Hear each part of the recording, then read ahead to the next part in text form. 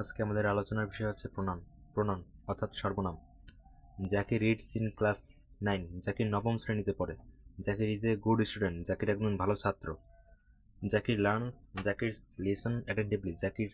জাকিরের পড়া প্রতিদিন খুব মনোযোগ দিয়ে পড়ে। Everybody likes Zakir very much.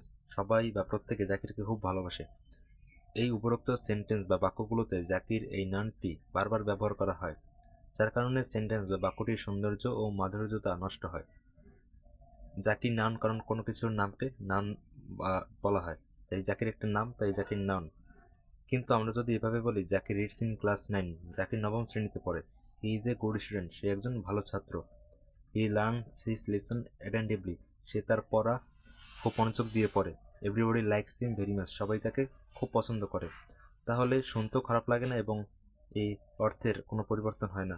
এই জাকির ওয়ার্ডটি একবার ব্যবহার করে তার পরিবর্তে হি, হিজ, হিম এই শব্দগুলো ব্যবহার করার কারণে শ্রুতিমধুর হয়েছে উপরের বাক্যগুলো। এই যে হি, হিজ এবং হিম এই শব্দগুলো জাকিরের পরিবর্তে বসে, এটি হচ্ছে জাকির শব্দটির বা জাকির নাউনের প্রনাউন। অর্থাৎ এই জাকিরের পরিবর্তে হি, হিজ এবং হিম এই শব্দগুলি বসে মূলত জাকিরকে নির্দেশ করা হয়। পরিবর্তে যে শব্দগুলো বসে সেই নামকেই বোঝানো হয় বা বোঝায়, তাকে বলা হয় প্রনাউন। প্রনাউন 8 প্রকার, যেমন personal pronoun, demonstrative pronoun, interrogative pronoun, relative pronoun, indefinite pronoun, distribute pronoun, reflexive and emphatic pronoun, reciprocal pronoun. Personal pronoun হচ্ছে I, we, you, he, she, it, they ইত্যাদি। ডেমনস্ট্রেটিভ প্রনাউন হচ্ছে this, that, such, these, those ইত্যাদি। Interrogative pronoun হচ্ছে who, which, what, whose, whom ইত্যাদি। Relative pronoun who, which, that, what, whom, whose, but, the same as, the such as ইত্যাদি।